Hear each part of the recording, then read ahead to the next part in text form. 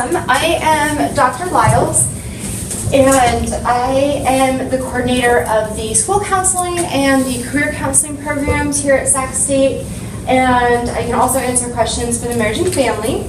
And we will go over today what the application process looks like. You'll have a chance to ask questions, and then we also have a student representative who will be joining us, who's going to be able to answer some questions and give you some tips as well. I am going to leave a few cards, so if anyone wants my card to email me or whatever later, I'll just leave them here for you. The PowerPoint presentation will be posted on SacCT, I'm so used to doing everything on SacCT. Those of you who are students get it, thank you. It's going to be posted on our College of Ed website. And so if there's anything you miss, again, like I said, it will be posted. And this video will be. So hello, those watching out there. Okay, so without further ado, and there should be more faculty coming as well, so when they come in, I'll introduce them. So there's the agenda again for you. Here we go. Okay, what's really important is that we are going to have you complete 2 applications. So if you're interested in our program, you need to first complete a CSU mentor application through the university. And that means even if you're a current student here at Sac State, you're reapplying to the graduate program. And then you're also going to complete an application specifically to our program, the Counselor Education Program. So there's 2 deadlines, but really is an overall 1 deadline, and I'll explain kind of the other deadline in a second. So the university application, it's all online. You complete it online and you submit it. We'll talk about each application in detail throughout tonight, but what's important to note is that it can be up to a 2-week process for the university application to go through before you can even do the supplemental application. And because it can be at least 2 weeks, you must get that in no later than December 30th. If you get your application in through CSU Mentor later than December 30th, you might not be able to submit your supplemental application. And anything that is not received by our final deadline, you won't be considered. So it's really important that you really don't wait till December 30th. Why not do it before the holidays? And then you can relax and enjoy life. If you're doing it December 30th, fine, but just know that it's going to put you right at that close timeline. And on campus, the offices, they go on vacations and breaks during that time, and so it's not guaranteed that you're going to have time if you don't do it before December 30th. So it's really important that the university one, essentially go home and do it tonight. It's really not a difficult application, that one, so we'll talk more about that. The supplemental application, that's the one specific to the program. So that's applying specifically to counselor education. Now that program application is going to be completed both online and submitted in hard copy. The reason for that is because sometimes the Office of Grad Studies might be really working hard to go through all the applications they're receiving online. And so rather than having to wait for them to be able to process things, we can start looking at the hard copy applications. In addition to that, we know that you've applied to our program, and say you forgot to do the CSU application, we can send you a little reminder saying you got to do the other application. So it's important that you submit it both online and hard copy. If you do not submit it both ways, you will not be considered. And again, we'll talk about the specifics of that throughout tonight, but what I want you to note is that the deadline is January 13th, 2017. It's going to be easy to remember because it's Friday the 13th. Full of luck. What's important about that is that everything must be to us and complete by January 13th. Nothing received after that will be considered. Reference letters are only submitted in hard copy. You will not have those online, so your letters of recommendation will just be submitted in hard copy to us by the same deadline, January 13th. What I recommend doing is completing an entire packet of your supplemental application with your letters of rec, put it all in one envelope, and bring it here on campus hard copy. So that's what I would recommend. And we'll talk about each element and what it needs and why you might not want to just trust your reference letters to be sent by the people recommending you. As much as they love you and want you to get in the program, it might feel better you personally handing them in. So I'm going to be repeating these dates a lot tonight because I really want to reiterate, I want you to all have a fair chance of being admitted to this program, and I would be really disappointed if you missed it because of a deadline. So, the university application must be completed no later than December 30th. That helps allow for the 2-week processing period. The supplemental application must be submitted online and in hard copies no later than January 13th by 4 p.m. That's when the office closes during the holidays, is 4 p.m. So if you got here too late, they're closed. If you do not submit both applications by the deadline, you won't be considered. So here's an overview of the process. There's essentially a 5-step process. So the first step, complete the grad school application. You simply do the CSU Mentor application. If you go to the Office of Grad Studies website, there's a link right there. The link is right there. It's actually pretty simple, csumentor.edu. How many of you are current or former Sac State students? Great, okay. And how many are coming from other schools? Great, okay, nice. It's a nice mixture. And at home, we don't know. So, but great too. So the idea is that once you complete that, then the Office of Grad Studies, which we call OGS, so if I accidentally start using that acronym, you'll know what I'm talking about.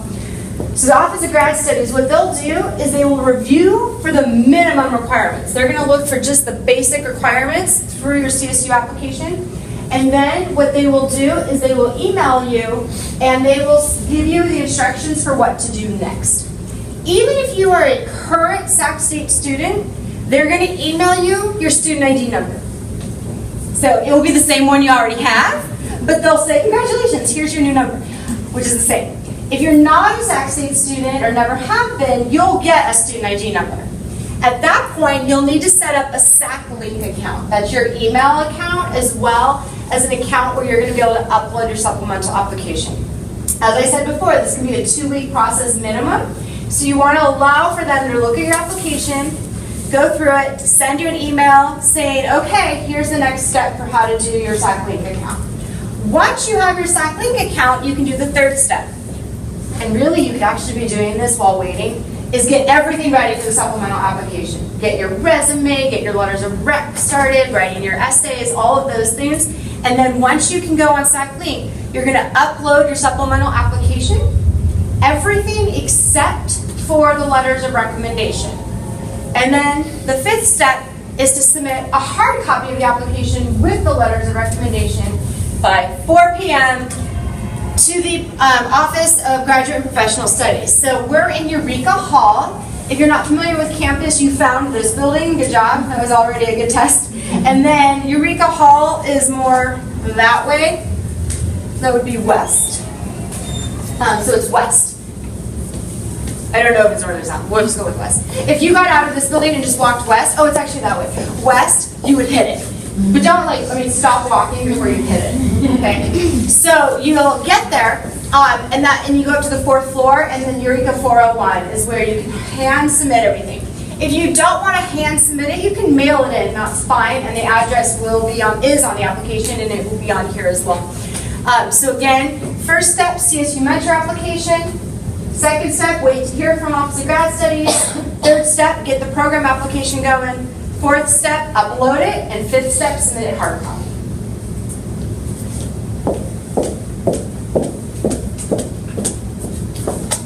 So this is what the OGS application looks like. This is the one for the Office of Grad Studies specifically. So you go and you do the csus.edu grad studies or just straight to the CSU Mentor website that I showed you before, and you complete the CSU Mentor application. What's important to note is that you can already go do that. It started October 1st. So you can go ahead as of now and you can submit your CSU Mentor application. They are only accepting online applications, so nothing hard copy to Office of Grad Studies. And please note that this application does have a $55 fee associated with it. Unfortunately, they no longer do fee waivers, so everyone has to pay that $55 application fee. It's non-refundable, so if you decide that you don't want to go to grad school here, you know, that's okay, but just know you're out $55. So, something to think of. And when you submit is when you need to pay. So as soon as you're ready to submit the button, that's when you're going to have your charge for $55. Okay. And remember, not because I'm trying to be annoying, but just really want you to remember, you have to do this before you can submit the program application. Okay. The program application is free. Yay! So once you pay the $55 done, you're good to go. So completing the university application. The first thing you're going to do is it actually, oh, I'm still on the university application. Ha, sorry. I was just excited that ours is free.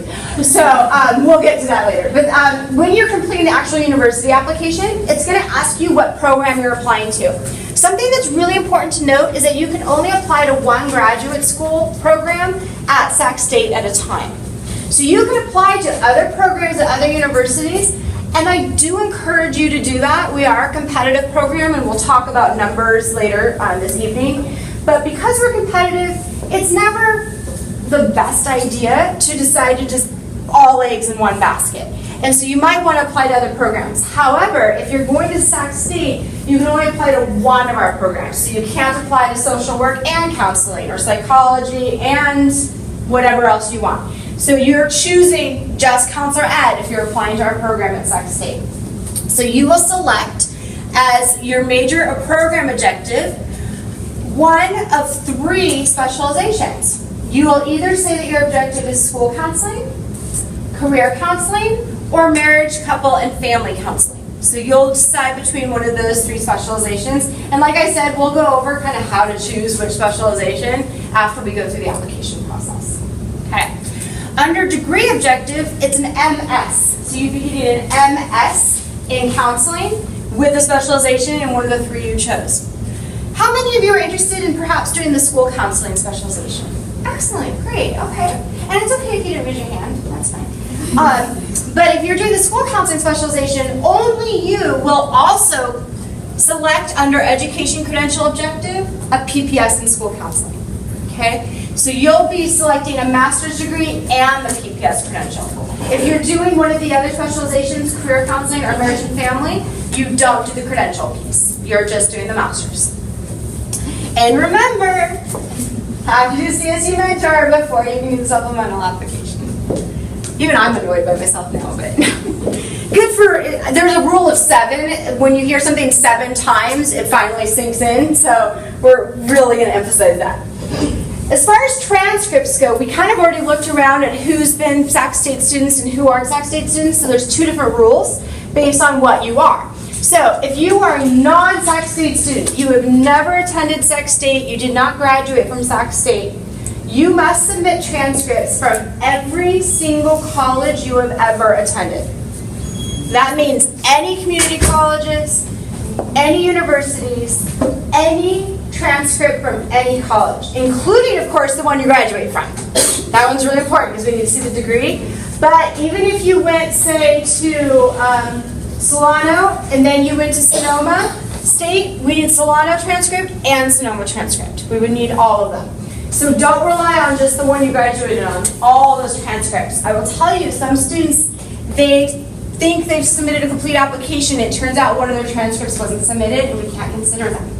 So yeah, Would you rather us wait until, if we're not a Sac State student, wait till the quarter is over to submit the end of? it depends on you, actually. It depends on what your GPA looks like. If you're saying, I'm good, my GPA is where I need it to be, you can submit it now. If you are saying, I actually kind of want my quarter grades in this GPA, then you want to wait. However, no matter what, we'll just look at what's submitted, and then later, by the time you graduate, we just make sure you still met everything. So it doesn't really matter in terms of getting accepted. It's more about the GPA you're getting. Yes? So does CSU mentor, do we need to upload our transcript then? So what you'll be doing is you will actually be requesting the official transcript from your other school and having it sent to the Office of Grad Studies directly. So you're not able to upload the transcripts because they have to be official sealed transcripts. So what you'll need to do is your university, your colleges, you'll need to contact the registrar's office, request transcripts, and have them sent to this address right here, the Office of Grad Studies. And it gives you the whole like street address. Yes. But so like for example, like the CSU mentor one, if we wanted this quarter's grades on there, we would have to wait until the end of December, but the mentor application is due at the end of December, so. What I would recommend doing, because you're right about that deadline, that's a great question. What I would do is I would submit the transcripts. I would request them so that they're ready to go as soon as you get your grades posted. I would submit the application, and as long as you have the application in, and then the transcripts can come by that January 13th deadline, that would be fine. Okay. Yeah. So you still want to submit the CSU mentor application and then just get those transcripts in. Okay. Yeah. Thank you for that. Now, if you are a Sac State student or have graduated from Sac State, now say you came here and you actually graduated from another university, you go in category 1. But if you actually graduate here or you're a current student, you don't have to submit transcripts. They're already on file here at the university. So you don't have to worry. The only reason you have to worry is say you graduate here and then you went somewhere else and you continued education somewhere else, then you need to have that transcript from your other education. Yes? Does that go for the credential program as well, the teaching credential program? Yes. Because you'll have the credential from Sac State. Where did you get your undergrad from though, actually? I would say, because we want to see the actual undergrad degree too, I would have your Davis submitted. Yeah. Yeah, so if you're a credential student, because it's not technically a degree, it's a credential, we want to see the degree. So I'm going to say you'll need to submit your Davis, but you won't have to submit the Sac State one. So what we do is we actually look at your last units for your GPA, so we're going to focus mostly on your credential, but we still will need the UC Davis application. So I just want to clarify that again. That was an excellent question. Say you're in the credential program right now, but you graduated with an undergrad from another university, we need that other university's transcript still because it's your undergrad actual degree. Yes? Okay, so say, for example, I graduate in December from here. Great, And then, congratulations. thank you. And then I decide to take a class somewhere else during the spring. Would I have to submit that? No, because we'll have already been through our process. Okay. Yeah. That's a good question. Okay. Oh, yes. Can we bring in a sealed transcript instead of mailing it? You can, but you would bring it right to them at the Riverfront Center. So the transcripts all go to the Office of Grad Studies. They do not come to the Eureka Hall. Office of Grad Studies is, I suppose that would be north. So if you exit out this building and go north, there's a Starbucks and they're right above it. And so you'll go to Riverfront Center 215, you can hard copy send that in. Yes? Do they accept electronic transcripts? At this time, no. We are still, this was actually, we have a new system and a new process that started last year, so we're only in the second year of it. So we're not quite there yet, but we have hopes and dreams and maybe someday, but not for you all. So no electronic transcripts at this time. Yes? So we have our transcripts sent to Sac State with CSU Mentor, like when we're doing our initial application for grad studies, right? Yes. And then we submit like the supplemental application to you guys, and then we bring a hard copy of the transcript to them as well. Not if you had your university just send it to them. So the transcripts just either have to be sent from the university or you hand deliver them. Okay. Yeah. Thank you. Okay, great, thank you. And then just a note, again, Sac State students don't need that, but all other students, all universities you've ever gone to. Okay, and colleges. Program application. So again, remember, must first submit a CSU mentor application and then set up a SAC Link account. As I said, they'll give you the instructions in an email on how to do that. Something to note is that if anything ever changes throughout the process in terms of your email address, you want to let the Office of Grad Studies know because you're going to be receiving email communications from them. So the SACLink account, once that's set up, you're then able to actually upload your supplemental application online. Our application is already available on the College of Education website.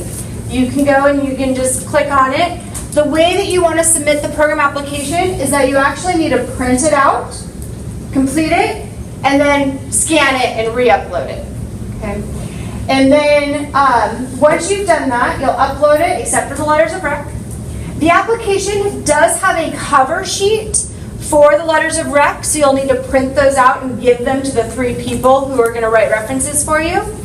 And then submit a hard copy of the supplemental and those 3 letters of rec, all to Eureka Hall 401.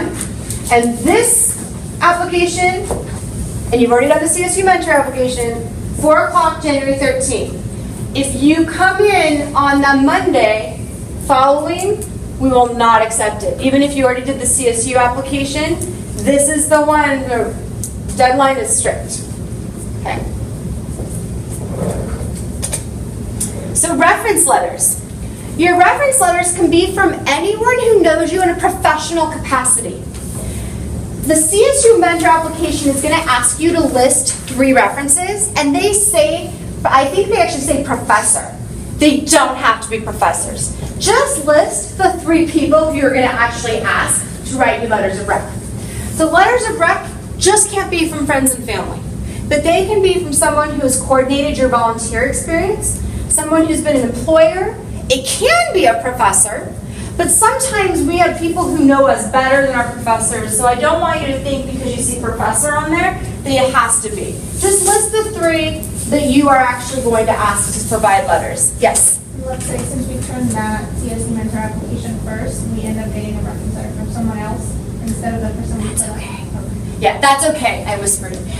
Talking to the people at home. So yes, it's okay because what happens is we really just look at the actual letters of rec. And so if you put on the CSU Mentor 3 people and it turns out you end up using someone different, we don't ever really go, oh, they said this person and here's the letter from someone else. We just want the 3 letters that we get. Yeah. So really the CSU Mentor application is really simple. You're essentially just typing in your information. What your name is, your address, who you're going to ask for letters of rec. And then the other piece of the application is on the CSU Mentor, they'll ask for a personal statement unless the program is asking for one. We are. So you don't even have to upload a personal statement to the CSU Mentor application. So you really could do it tonight because you don't have to have prepared a lot for it except for knowing your name. Really. And so it's not, and the reason I say that is because it's so important that we're not waiting to the last minute because we're panicked that we have to get everything ready first. Instead, it's really important that you just get it done. Get the CSU Mentor application done as quickly as possible. It really is typing in your information, and then when it says the personal statement, you can say, submitted to program, not applicable. I don't think you can leave it blank, but you don't have to actually upload it because you're going to submit it to us as the program instead. I want to take a moment and introduce Dr. Barunda. She is also in our school counseling faculty, and she's also a core faculty member of our doctoral program here on campus as well, but that's another program, so we're not recruiting for them today, but you know, once you finish your master's, you can recruit. Yeah. I know. So, yeah, absolutely. We do actually have many students who end up getting their doctorates after the master's, so we can talk about that later too. So, the letters of rec are part of the supplemental application. As I said, there's a cover sheet. So you want to print the cover sheet. There's 3 of them. You print one and give them to each of the 3 references. And the cover sheet must accompany the letter. So it's not okay to just submit a letter. You have to submit the letter and that cover sheet together. And they must come back to you in a sealed envelope. So your person who's writing you a letter of rec, you're going to give them a cover sheet, they're going to fill that part out, and then they're going to put that and the letter in a sealed envelope. here's what's really important about what that means. The sealed envelope means it's not just sealed. It means they also have to sign the back of it where the seal is. So I can draw a picture real quick of that. So say here's my big envelope. And it could be a letter size envelope. I'm just trying to draw it big so you can see. So they put the cover sheet in, they put the letter in. Hopefully they have the kind that you can rip off, they have to lick it. And then, or if they lick it, that's fine. And then they sign their name across it, like that. That helps us know that they actually sealed it. Yes? Does the actual letter need to be signed? Technically, no, I guess. Yeah. And say you have someone who is overseas right now, and they're going to write your letter of rec, and you're saying, how am I going to get this from them? They can give you permission to sign for them, but then you'd want to include that permission in there as well. So they could say a little email saying, I give so-and-so permission to sign my name on the letter, and then you put that in, and then you sign it. Because we really, without the signature, we won't accept it, so it's really important. The other piece on it is on the front of the envelope. Your student ID number needs to be on it. And remember, you get a student ID number after applying through CSU Mentor, and then the Office of Grad Studies will send you a student ID number. If you're a current student, it's the same one. If you're not a current student, you get one. So it's really important that the letter has your student ID on the front, and the person who wrote the letter signs the back. Oh, no, I was going to say if you wanted me to talk about the content of the letter. Oh, absolutely. Yeah. And When so, you're ready, yeah. one moment, and we'll Yeah. get to the content of that letter. All reference letters must be sent or submitted directly to our office. So this is the one that I was talking about that's west. West. Wait, if that's west, that's definitely not north then. Sorry. Earlier I said that, yeah, thank you. Okay, so, there we go, north, that way. So the idea is that our office is Eureka 401. The letters of rec can be mailed from the person, but because you have to make sure of these things and the student ID numbers on it, they have to know that information to do it. That's why you might decide that you'll collect it from them as a sealed envelope, put all three of them together in another envelope with your application, and submit it all together. That way you can just know that the letter of recs are in. We get so many applications, it's not possible for us to answer questions about did so-and-so submit their letter. We just aren't able to manage that, and so we're not able to tell you if one of your reference letters came in or not. So you might just want to make sure that you submit them. If you don't submit them, that's okay, they can, but just make sure, again, it's submitted to this address here. This zip code's the most important part about the address. That's how it gets routed to the College of Education. So the 95819-6079, that 6079 is the really important part of that address. And all reference letters must be received by 4 p.m. January 13th. Postmark date does not count. It has to actually be to the office by 4 p.m. on January 13th. And now Dr. Brunda is going to share with you what should be in that letter. Do I need to stand in front of this? Yeah, and here's a microphone. So Dr. Lyle's already talked about how we get a lot of applications. And as somebody who has to read over the applications and we're told you're going to be able to accept so many from school, so many for career, so many for NCSC, that you don't want to give us an opportunity to put you in the deny file. So obviously, when we have incomplete applications, that's a no-brainer. Yeah, it automatically goes into that stack. Now we're looking at not just quantity, you have everything in there, but now the quality, okay? And that's where it starts to examine it. But I say, you know what, I want this person in my class. I think this person is going to be dynamic in what they have to offer, the experiences. Now, if you get these letters, however, we're reading these letters, these are testimonials to who you are and what you've done. And you may have done incredible things working for somebody or being in somebody's classroom, but maybe they're going to be very rushed as they put the letter together. Maybe they do just a basic form letter. We can read right through that, okay? So you may want to give them recommendations, maybe even outline. Remember, Professor so-and-so, when I was in your class, I TA'd for you, and I did X, Y, and Z. Or when I was working at your agency, and I did the following, X, Y, and Z. Just to help them make sure that the content of what comes across in those letters, similar to your personal statement, which I'm not sure if you covered yet. I was in Mariposa Hall because Mariposa sounds a lot like Mendocino Hall. Yes. It's a lab when it went 1003 in Mariposa, I learned. Is that you want to make sure that the content is of a qualitative nature, so we get a sense of who you are. Because at that point, all we're looking at is what's on paper. And so we're having to distinguish the difference between this applicant and this applicant, and which one's going to go over here, and which one's going to come into invitation, I want to meet you in person. All right? So with that, make sure that those letters, do what you can to make sure that the letter that's coming to us is going to be something that really speaks to the quality of who you are, because we have no way of knowing. All right? And I don't know if there's anything else you want to add to that.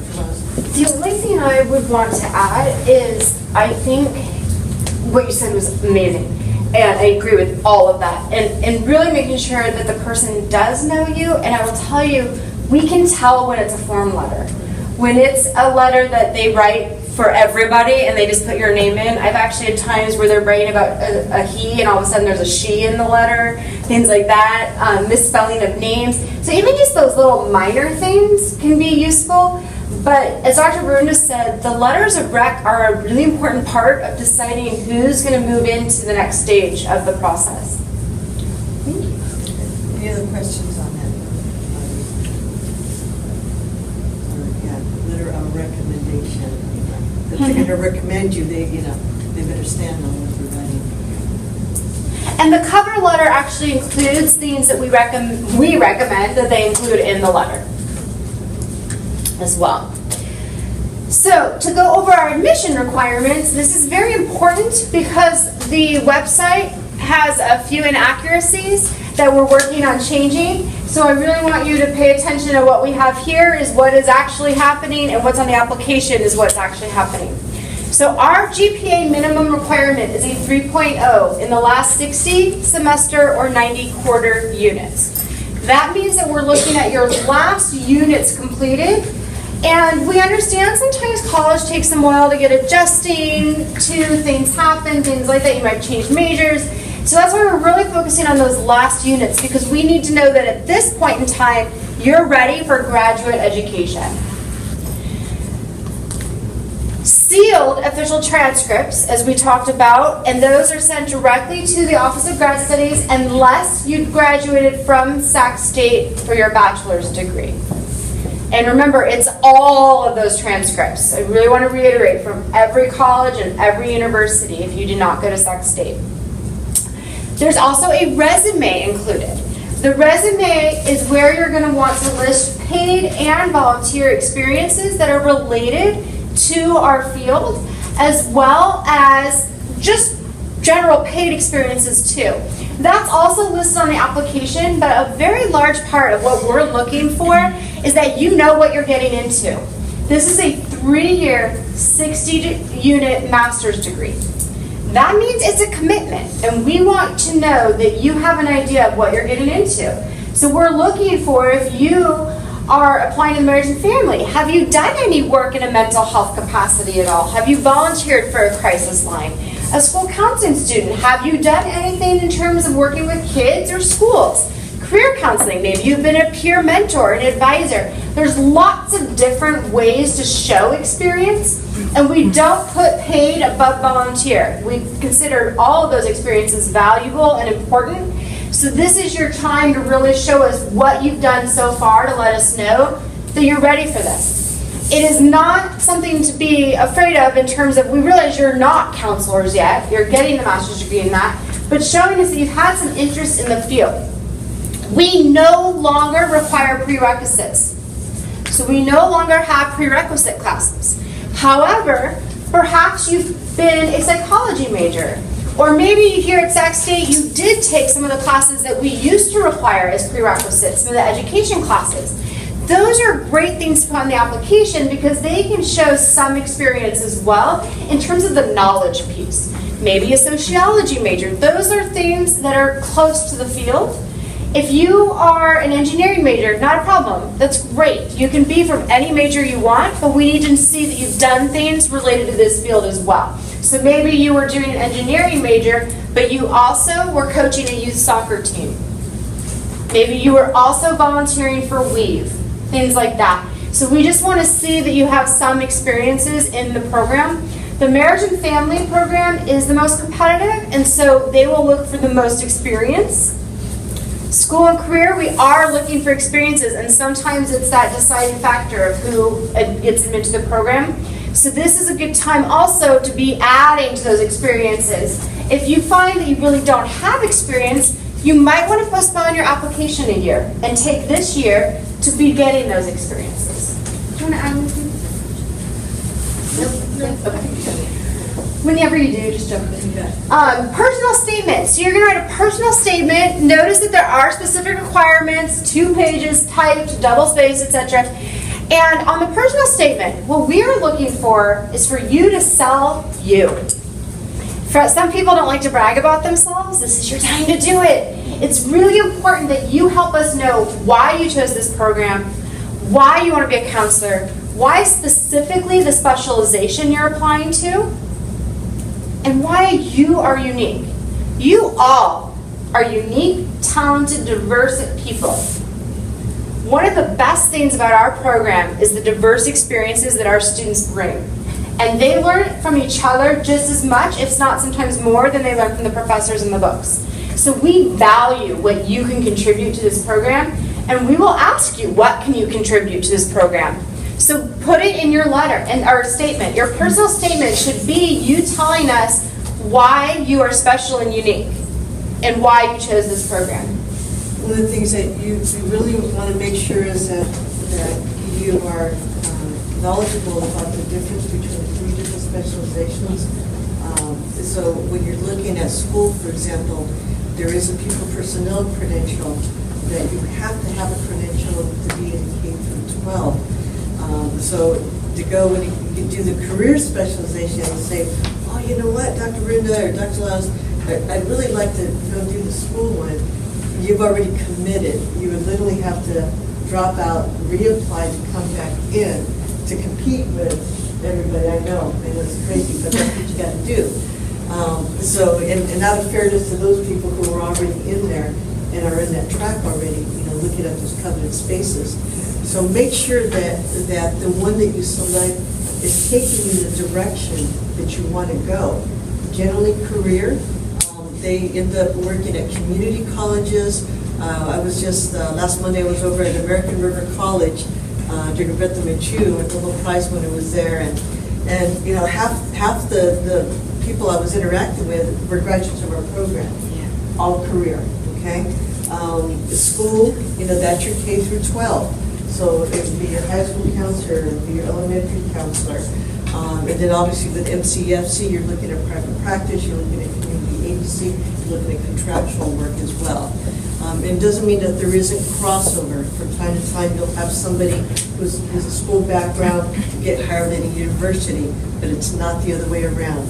Because if you're going to work K through 12, you've got to have that PPS credential, people personnel credential.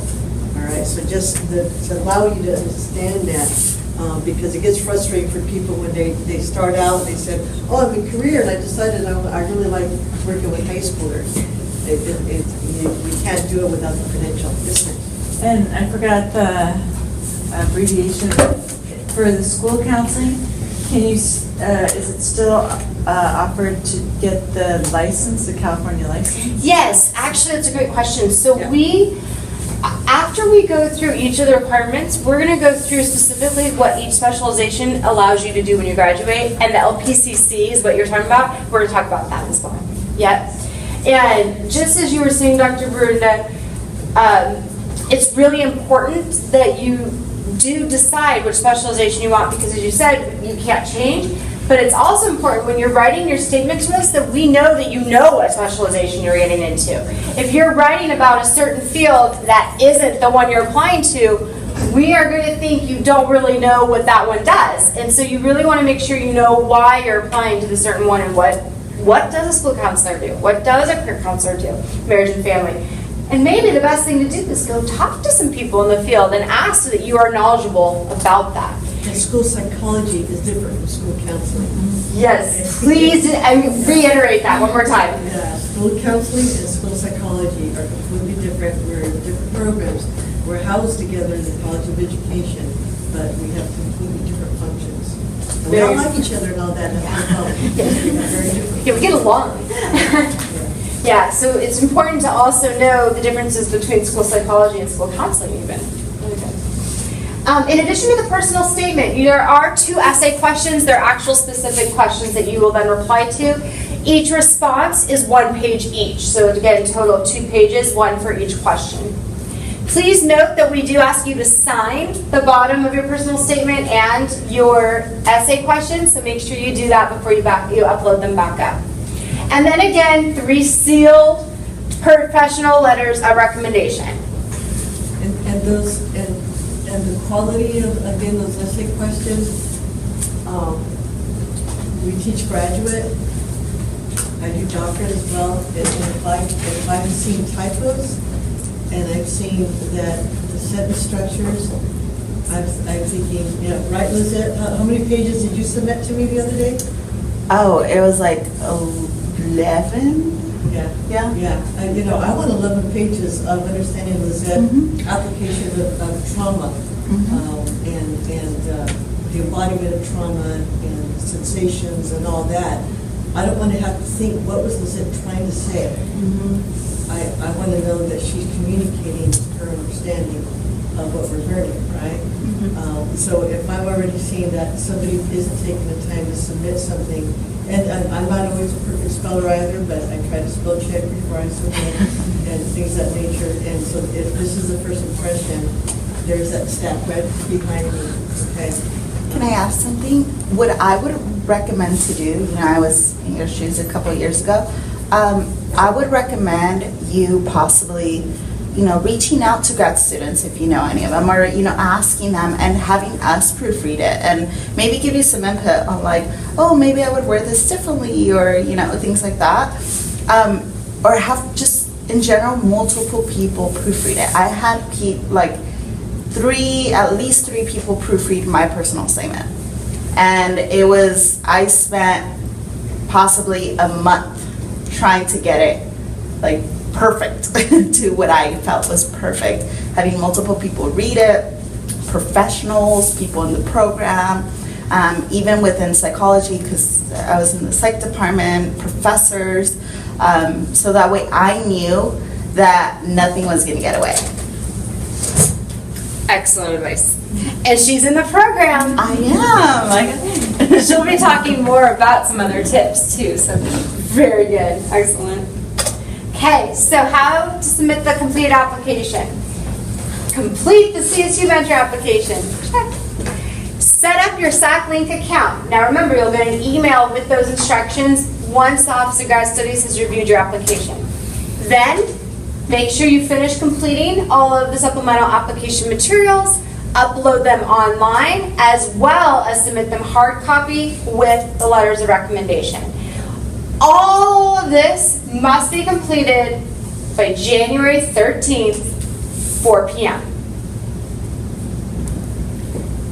Oh, I have a question.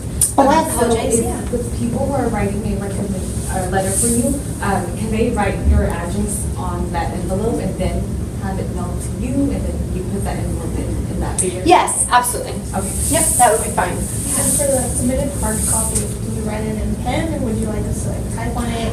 I highly recommend typing it and then printing and submitting. Yeah. I believe the PDF, you can actually, on the application, type right onto it, but you still have to print it to resubmit it. It's kind of a little... So that same one we Wow. uploaded to CSU Mentor, we just print it out again and... Exactly. I do recommend typing. I think that sometimes it's difficult to read people's handwriting, and it just looks a little more professional. Yeah, good questions. So here's what the timeline looks like. We will come back at the end of January from winter break. So we will then, at that point, be able to start reviewing your applications. During the weeks between when you submit them and we come back, office staff will be getting them all ready for us to look at, putting everything filed together, and so then we come back and we review them. That will take through early February. At that point, we will then invite those that meet the next criteria to come to an interview. It is a group interview, so you'll be with a group of 5 to 6 people being interviewed by 2 faculty members generally. We also have students part of that, so current students do participate in the interviews because they're deciding who they want to sit next to in class too, so they have great input, who they believe are going to be good candidates. And then after interviewing in mid-February, we will be making our decisions. So ideally, you would hear around March. I can't guarantee that because things always happen. And so your job is to just know that it will come either way. So you will be either denied or admitted, and you will be notified either way at that point. And the next slide actually talks a little bit about that. It's Office of Grad Studies that will notify you. So rather than contacting us about that, you can always email and check and say, where are we in the process? That's fine. I can always let you know, oh, we're in this stage of waiting for Office of Grad Studies, or we're still in the stage of finishing interviews. All of that is fine, but note that you'll actually hear the response from Office of Grad Studies. What will happen, you'll get an email from us that says either, thank you for your application, but this isn't the time for you yet, or we're recommending you to be admitted. Our recommendation doesn't mean you're admitted, but it means that we want you admitted. And then the Office of Grad Studies, they will send the official letter of acceptance. We will at that time let you know what classes you're registering in, all of that, what it looks like next as a student. But know that the Office of Grad Studies, they sometimes admit on a rolling basis. So the person next to you might hear, and then it might not be a week until you hear. So don't panic when your friends might have heard and you haven't heard yet, because they just do it on a rolling basis. So it could be that you don't hear until a week after your friend heard. Dr. Bruno, you might have something to add? Yeah, and this is just because my years of having been a high school counselor and preparing people for college admissions. I always would tell my students, make sure you have your first tier, and then second tier, that if you don't get into your first, there's nothing wrong with you, okay? But there's a place for you. It may not be that first tier school, whatever that may be. Make sure you have some backup as well. We try to be respectful of the fact that we know that you are probably shopping elsewhere and looking at other programs and looking to see what fits best for you. And knowing that you have to make decisions, whether it's here, USF, Alliance, or some other campus, that nonetheless, you've got so many weeks in which to commit to one school or the other. But I would just say, for your own benefit, just to make sure that you have enough choices, that you are in the driver's seat making that decision. Absolutely. Thank you. So as I said, following admission, all students who are accepted for fall 2017 will be Cohort 7. Cohort 7, what that means is we do operate on a cohort sequence. So you take classes in a set schedule with the same group of students throughout your time in the program. We will email you what that sequence looks like, as well as what to register in for your first semester, and new students register in June. So then we have a mandatory orientation in August to welcome you to the program and provide you all of the real specifics you need. Your first job is just to register in classes and then show up in August, and we'll tell you what comes from there. What I think is really important is to mention each specialization and what they look like, so you know which one, and also to talk about, because you do need to choose, first, second, third choices, what our admission numbers look like. So, Last year, we actually did not accept any marriage and family therapy students, and that was due to a variety of factors, but mainly the fact that we only had one faculty member for that specialization. We've hired since then, and so we're very excited to be opening up again. So we will be admitting marriage and family this time. In the past, and I can say last year as well, they got about 100 applications, and they are only looking to accept about 25. So you gotta stand out. The career program last year got 35 applicants, and we accepted 25. The marriage, sorry, I said that one. The school counseling, we had a record number of applicants last year. We had over 100 applicants. We accepted more students than we typically do, and that was because of the marriage and family not accepting students, so we did accept 49. However, this year we will only be accepting 30, 25 to 30. So you can see it's competitive.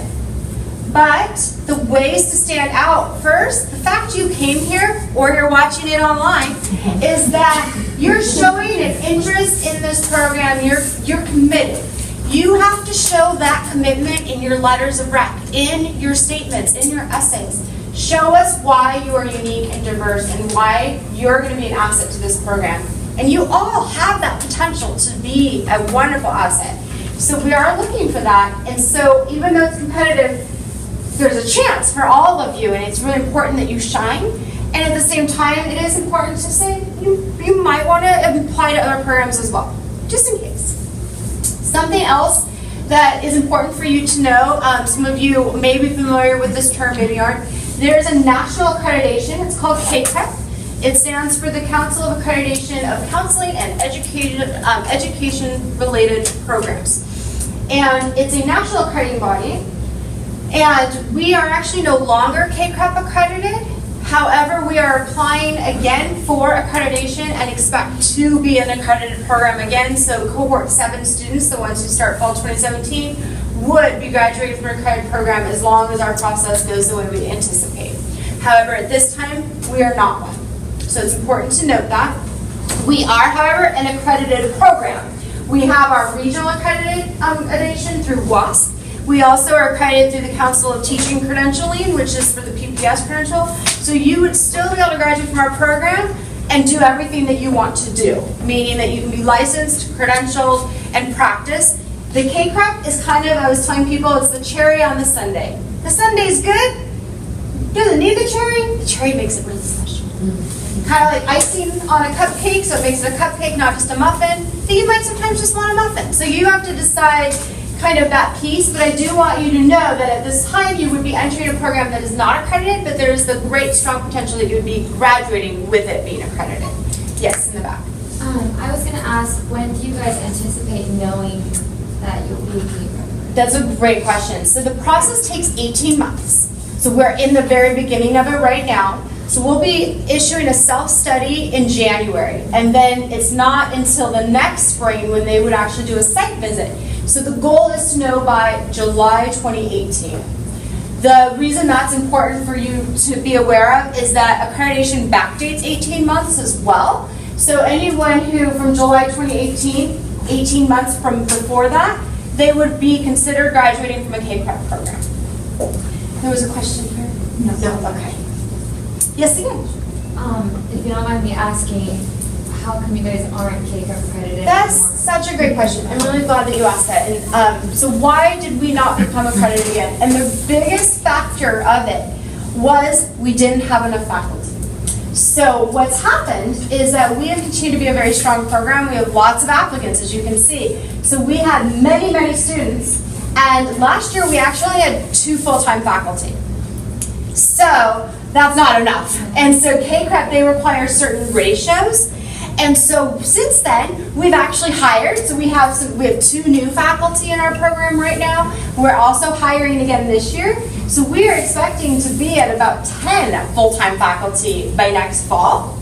So that's really the big issue. I really wanted to stress this. We were commended for our career counseling program, our school counseling program, for the programs in general. CACREP came and visited it, and they said, you're doing a great job, but you're not meeting the ratios of faculty. So that's really why. And part of that is faculty. Some faculty got sick. Some faculty left for other opportunities. Some faculty retired. Dr. Barunga here, even though she's a full body, a full person, we value her in every way. She's in a program called FERP. It's an early retirement program. That means that she's half-time. So she actually no longer counted as a full-time faculty member. So even though she's here and she's valuable, she's obviously participating, doing things that are great, she didn't count as a full-time faculty member. So those are some of the things we struggled with. Budget things happen, and I will tell you right now, our college, the College of Education, is a priority here at Sac State right now. We are really excited to have the support that we have from our president and from the provost and from our dean's office. And we at the College of Education, we actually got an increase in our budget this year when other colleges had to go to a decrease. So we have become a priority, and so we really strongly believe we're going to be able to meet those standards. But it was just a time where we weren't at that point. When I got to Sac State, I came straight from schools to here. I was one of like 15 full-time, we're talking about tenure track faculty, right? And, you know, people retiring, they couldn't replace people fast enough, but yet wanted us to continue attracting the students. And you know, I would say the quality, listen, you know, is still, I mean, I'm still teaching, you know, the quality is still there. But we're not counted as full-time faculty, and a number of our retired faculty are actually still teaching, but we don't count. Yeah. So we are hiring three faculty this year. We just hired 2, and I don't know. In some ways, I think it was probably the best thing that happened to us because they realized that we're serious about the quality of what our students get in the classroom, and just being able to organize an evening like this, you know, all that time it takes. On top of teaching full-time, you got to have full-time faculty, not half-time faculty. Yes. And I do think what you said too is really important to reiterate. The quality of our program, as I said, it was commended, and it's strong. We're still doing the same curriculum of the standards of K-12, just because we're not being called a K-12 accredited program. We didn't change our curriculum. We didn't say, oh, I guess we just teach what we want now. We are still meeting those standards. You are going to get a rigorous program, and as we were talking, we're in the process right now of applying. But it is really good questions. So, the specializations. So, there are 3 that you can apply to right now. So, we'll talk about career counseling first. We'll just go in alpha order. So, career counseling, as you were talking before, most of our students in the career counseling program, their ultimate goal is to be a college counselor. They want to work in an advising program at a community college or EOPS, or they want to work on a university, an academic and advising center. When you go to the Career Center here on campus, a lot of them are our alumni. It's actually really cool. The Student Athletic Resource Center, that's where you might work. You could work in a variety of college and university settings. Your goal would be to work with adults. You might do some high school outreach as part of what you do, and that's something you would enjoy and you'd like, but you would mostly be working with students on the campus or getting students recruiting for campus. So your goal is to work with in an academic setting, but with adults. The career specialization does qualify for the LPCC. That stands for Licensed Professional Clinical Counselor. Our programs at Sac State are approved by the Board of Behavioral Sciences that we meet the standards for you to meet all academic requirements for licensure. So when you graduate from the career program, not only can you work in colleges and universities, you can also have a private practice. You can work in an agency, you can work in a hospital, you can be an LPCC and do all the mental health counseling as well. So our program, what's really important is to note that of a 60-unit program, 45 units are core classes. All specializations take them. And then there's 15 units that are just your specialization. So the core classes are diagnosis, substance abuse, crisis counseling. We're training you to be mental health practitioners first and then specialize in the career counseling or whatever specialization.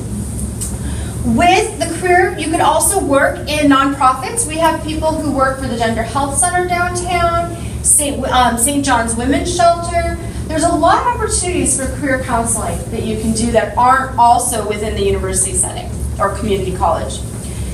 The Marriage, Family, and Couple Counseling Program.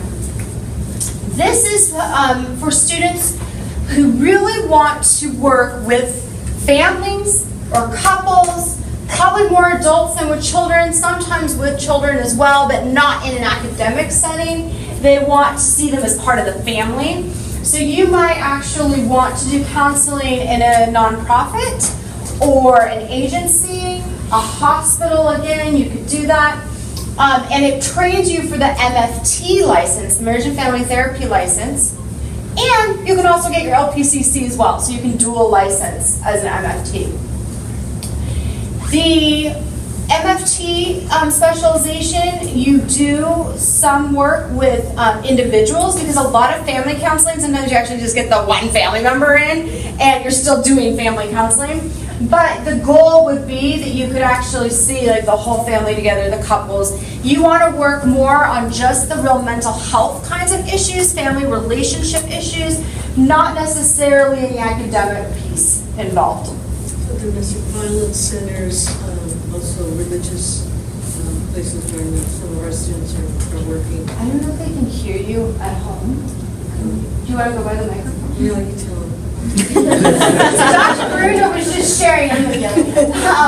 That yes, you can work in religious organizations, you can work in domestic violence centers, you could work as a crisis director. So like for example, the case manager here on campus, there's someone who's a case manager. She really focuses on students who maybe are needing shelter, food, they might be in transition, things of that sort. And she's one of our Marriage and Family graduates. And she's the case manager on campus.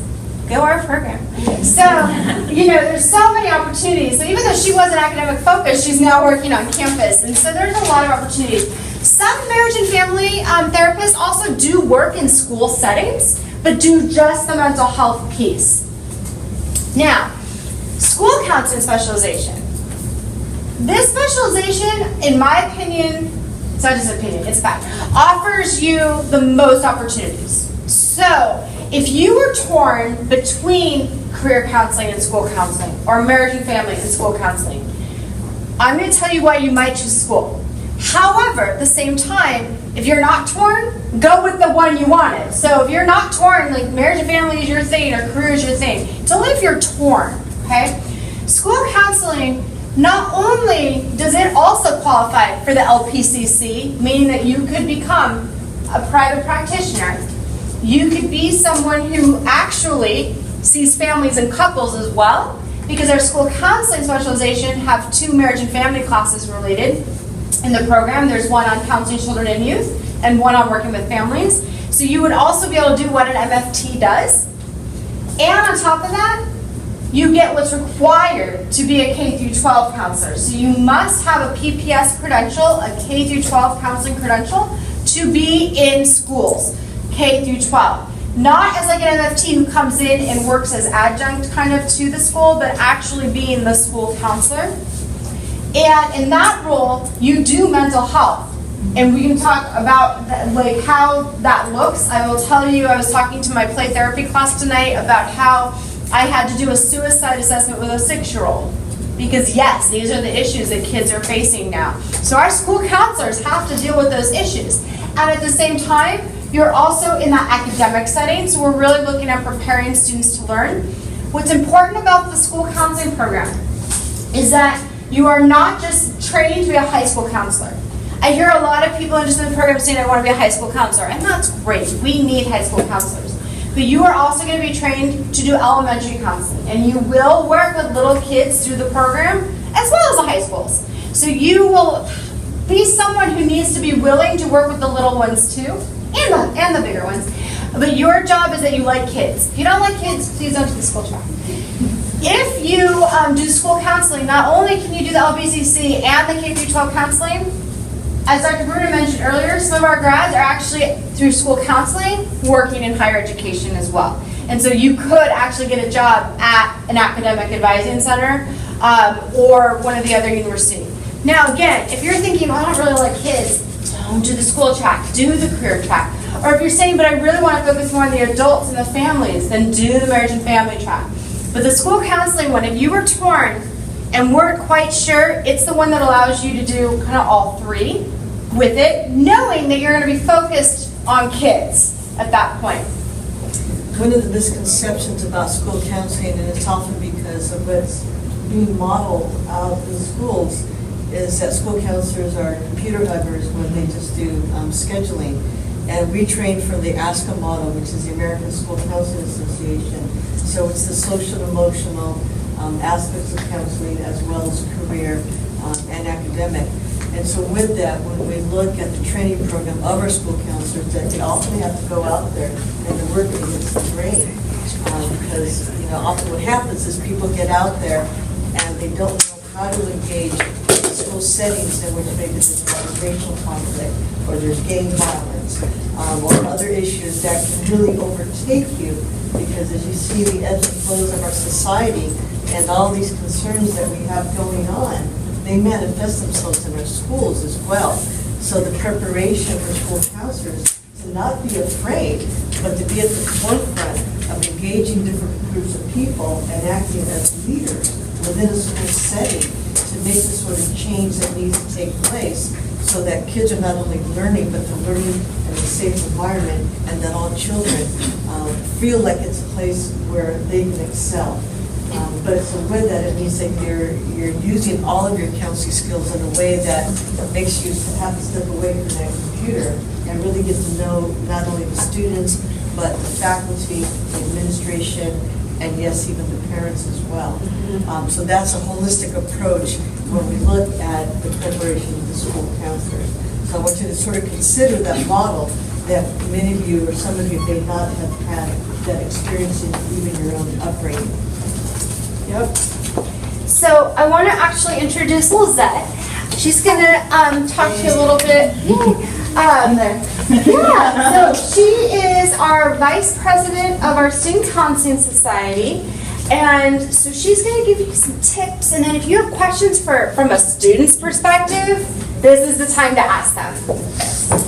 Hi everyone, good evening. It's been a long hour, but we're not telling us after we're another office. Has been a long So I'm Lizette, like Dr. Lyle said. I'm the VP of the Student Counseling Society, which is the club that we have within the counseling department. We really are open to everyone and anyone who is interested in counseling.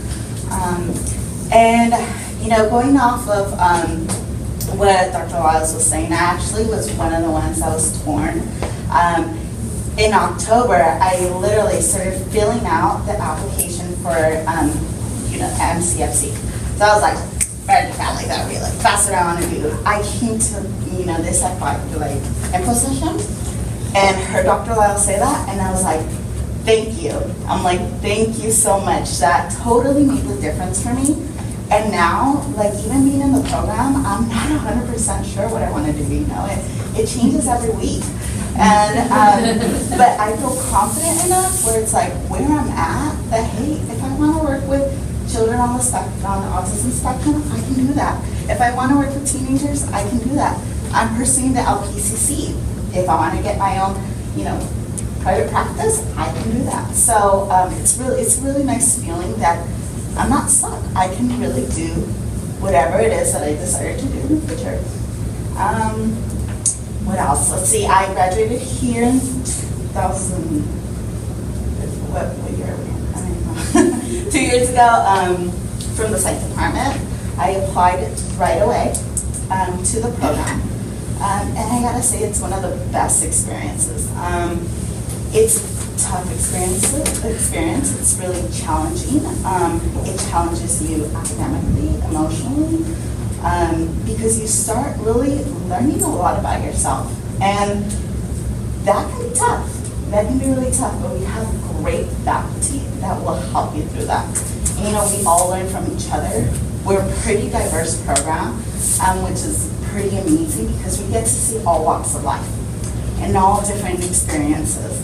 And you know, you will get so close to these people because you will learn some things about them that you'll be like, wow, I had no idea. And they'll learn things about you. And that's nice because sometimes we don't have that. Sometimes we think we do, but when you want to bond with these people, it's a totally different experience. You feel so much more open to talking about things that maybe you didn't realize were really affecting you. And that's tough. It's tough, but it definitely is worthwhile. And you have people who are there to support you. And in the end, you're gonna learn how to be able to work those, not only like work through them yourself, but help others. Because you'll find different strategies, you'll find different techniques from the professors, from your colleagues, your classmates, and then use them out in the real world. So it's pretty amazing. I wrote a couple things while you were speaking, so let me see if I don't forget anything. So at the beginning of the program, it's pretty cool because all the specializations kind of link together. You take a lot of the core classes together, and slowly you start breaking off. But the cool thing about being with us, other specializations, is you start building bonds with them also. So, hey, maybe 3 years down the road, when you're out there in the field, you'll be like, hey, so-and-so is an MFT. You know what, I'm gonna refer my student to them. Or, hey, so-and-so is working in this place, and they're hiring. Maybe I should get in contact with them. So it's important to know that even though they're different specializations, like those people you're gonna turn to in the future. So it's important to know that. Also, an awesome thing about this program is it kind of eases you in. There's some 2-year programs that are just like, bam, in your face, and really tough, and it's challenging, but like the first year is like, okay, I'm getting the hang of this. Second year, it gets a little bit more difficult, and then third year, when you're doing your field work, you're like, okay, but then you're not kind of like struck where it's like, okay, this is grad school, what am I doing? And the professors help you through all of that, which I found very helpful, because it's tough. You know, I'm not gonna say like, oh, grad school is nothing, because it's challenging, you know, it's very difficult. They do expect grad level work, and you're gonna have to do it. But all in all, it's worth it. I would definitely say it. Yeah. Question, you mentioned you're pursuing the LPCC.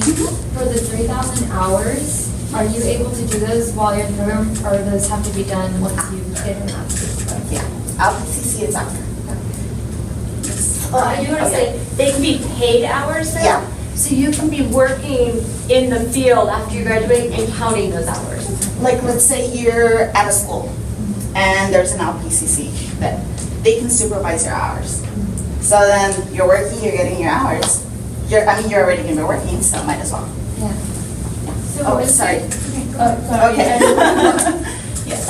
Once you've completed your hours, how do you go about getting the credential? Like, do you have to prove the completion of the hours through the school?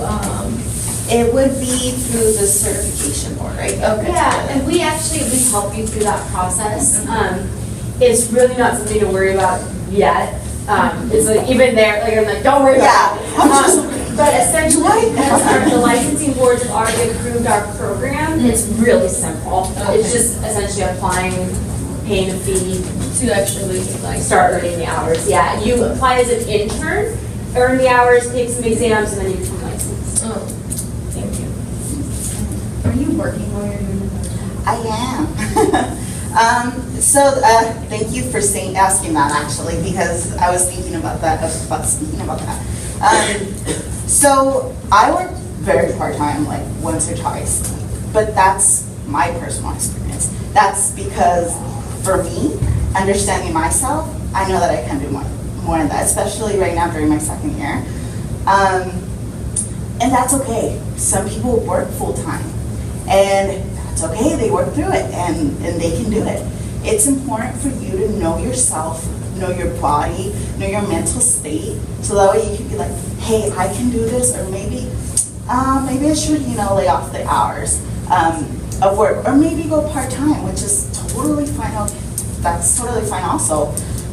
really, really important for you to know yourself, because simply because someone can do 40 hours on top of being a full-time student, that doesn't necessarily mean it'll be the same for you, and you have to know that, because there are going to be some expectations, you know, and you want to be able to meet them, obviously, that's why you're applying, but you also don't want to break yourself down, because it's going to be tough. You know, I'm trying to be as honest as I can. That's a great answer. I think it's really worth noting, specifically the school counseling specialization. During your 4th, 5th, and 6th semesters, you're in the field. You have to be available during school hours. So if you're working, that's fine, but knowing that you're going to be in school sites during that time, so you have to have a flexible job. Some people find it easier to work the first year and a half and then find that they need to cut hours after that. The marriage and family specialization, some of their hours are also during the day, and same with career, but they have a little more flexibility. But definitely knowing that once you start doing field work, it might be more difficult. And I do have a very flexible job. I do respite care, so I care for children who are on the autism spectrum. So I'm very fortunate to have a job that is extremely flexible. Like, if I'm not available, like, no questions asked. So, I mean, for that works for me. You know, even though I haven't started practicum yet or field work, it still works for me because I have to make time for reading, I have to make time for homework, essays. Essays do this one. Presentations, which you'll have so many presentations. But yeah, you have to find out what works for you. Oh, sorry. Just trying to figure out this commitment. What made you choose this program? For me, so I actually did the prereqs. So from very early on in my undergrad, I took the prereqs. I absolutely fell in love with it right away. So I was very fortunate to have that experience prior to it, where once I got to interact with the faculty, got to interact with people in the program, I realized this is what I want, because that feeling, it just felt right. The faculty, the people, for me, it was just like, I love it. You know, I applied to also Sonoma State, and when I went to the group interview, for me, it was like, I just didn't feel it. Not like I did here at Sac State. And again, everyone's different. How much clinical experience do you get while you're in the program? Like, how many hours do you have to do counseling? Well, there's a lot. In all your classes, honestly, and your theory classes, like in all of them, you'll have some sort of experience. Sometimes we'll do we'll talk about something difficult, like in trauma and crisis, for example, and you know, it'll trigger some stuff. Okay, perfect moment. What would you say to this person?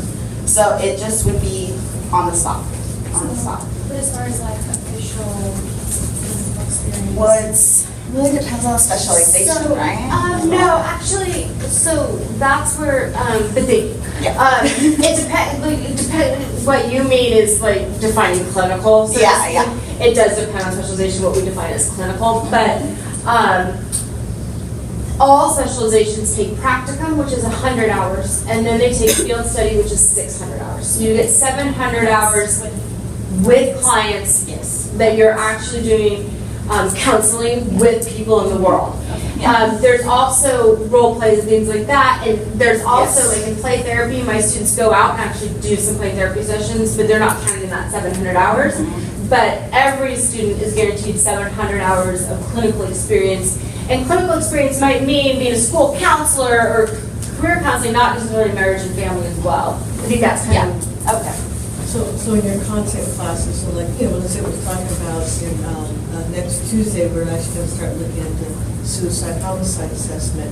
So we're not going to throw this out to a school site and say, oh, okay, so if you happen to have a child abuse case, good luck. You know, we're gonna work on this in class. You know, and so that's why I started on Tuesday. We're doing a suicide homicide assessment. We do it several times, just rehearsing with a classmate. So, and I think what people appreciate, people that hire our graduates and they keep coming to us, is that when our graduates go out there, they're not like a deer caught in the headlights. They're like, oh my God, I've never had a suicide, or I've never done a child abuse before. You know, our students have done it in practicum, they've done it in their field study, and they've done it under supervision of a site supervisor and a university instructor that they meet with once a week to process all this and to go over what they experienced and what I did, what I could have done better. Or I get a call, you know, the professor will get a call, I've got this situation with somebody cutting, how do I handle it, what do I do? And so that, you know, you develop confidence under the supervision of somebody, several people, and then you graduate. I've been there, done that, I know how to handle the situations. And honestly, it'll prepare for not only in your work, setting. If the situation arises, you're gonna know when you should do something. So that's a nice feeling to know, like, okay, I gotta do something about this. We have time for a couple more questions. I know you're ready. What's your school schedule like? Well, most of my classes are in the evening. I know I have a couple 12-hour classes in the morning, and I have another 1 hour and a clock. Very rarely, honestly, you're gonna have options, but most of them are gonna be in the evening.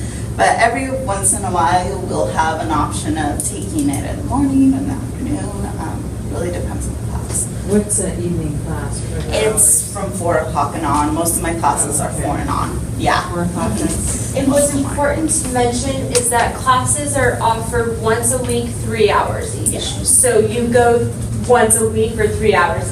So they're broken up from 9 a.m. to 12 p.m., 1 p.m. to 4 p.m., 4 p.m., there's breaks, 4 p.m. to 7 p.m., and then 7 p.m. to 10 p.m. And as Lizette said, sometimes there's more than one section offered, so you might be able to choose a morning versus an evening, or evening versus a morning.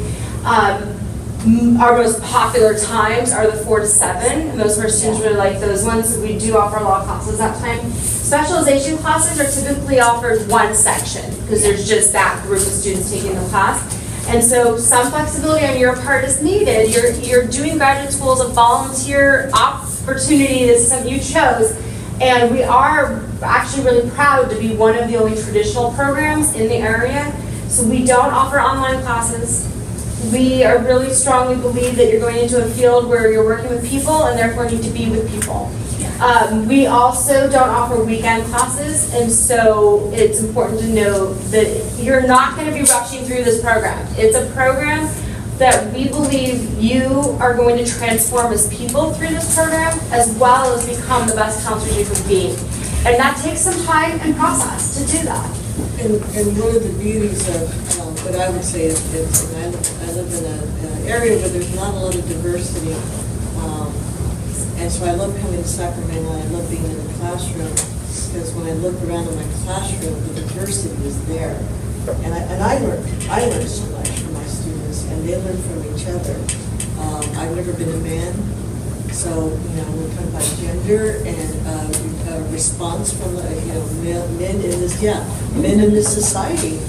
You gotta have, I've never been mom. I've never been African American. I could go down the list, right? So but there are experts in the classroom who can speak to what I have not experienced, and in that regard, we have to teach one another because invariably, we're working with each other's communities, and you want that classmate to have a sense of confidence and competence working cross-culturally. And so that's really a beauty of what I see happening, the richness of what happens in a classroom here in Sac State. And just walking around the campus. I just want to mention, I realized I didn't say, so typically we do have classes offered so that you're not on campus 5 days a week. So you might be 2 days a week and taking 4 classes, 2 back-to-back, or you might do 3 days a week if you want to, but generally not, 4 is rare, 4 days. And Usually our students don't like Fridays. Some professors do, but, so Fridays are during classes. Yeah, and then the other thing to note about that too is that the way the sequence works for the cohorts, some semesters your max is 3 classes, sometimes your max is 4. So that gives you a sense too. And then just to go off of what you're saying, if you are choosing a program, why Sac State? And I will tell you, we are different. Our program, I have never met students like the students I get the privilege of working with. And when you said you went to the one interview versus our interview, I think that, and I'm not, nothing, you will find your best fit, nothing to say that. But we have extraordinary students, and the experiences that you will bring are what we're looking for. And it's amazing. And I think our faculty, we are counselor educators, we're warm and fuzzy people, and so we like to be as supportive as possible, and I think that's a neat thing about our program too. So I do think there's a lot of benefits of just being in Sacramento in the state, and it's a capital school. Like, you really get to be part of what's going on now. I love our program so much. Sometimes it's hard for me to put it into words, and so I know I'm starting to stumble a little, but our students are awesome. And the vibrance, I mean, we had Dr. Cornell West last week, and it's, Amazing. Yeah. Going back to on like the class schedule, so did you say all of the classes are only offered once a week and they're 3 hours long? Yes. Okay. Yes, and 3 hours sounds like, oh, they go by so fast. And the professors are pretty conscious about, yeah. But they're conscious that it's a lot, 3 hours doing, talking about suicide, that's intense. That's really intense, and so you have breaks, they're flexible about you stepping out if you need to, use the bathroom, whatever. We'll have breaks in between, maybe get out a little bit early, it really depends on the professor. But snacks is your best friend, because they're gonna be long and it's gonna, but it goes by really quickly because the information is really interesting. And I think for the most part, most classes are very experiential. And so we do try to break it up that you're not having to listen to the professor just the whole time. That would be awful. But 3 hours of us. But we do a lot of like group work and discussions and presentations and guest speakers and things. So I think we try to make it meaningful experience. We really do need to start wrapping up just for the time's sake, but please feel free to email us with questions. Like I said, If you have questions also, here they are. So here's my card, and then Dr. Bruno, we can make her email up here too. And if there's anything that you come up with as you go through the process, please feel free to engage us, and we're happy to work with you through this. Good luck.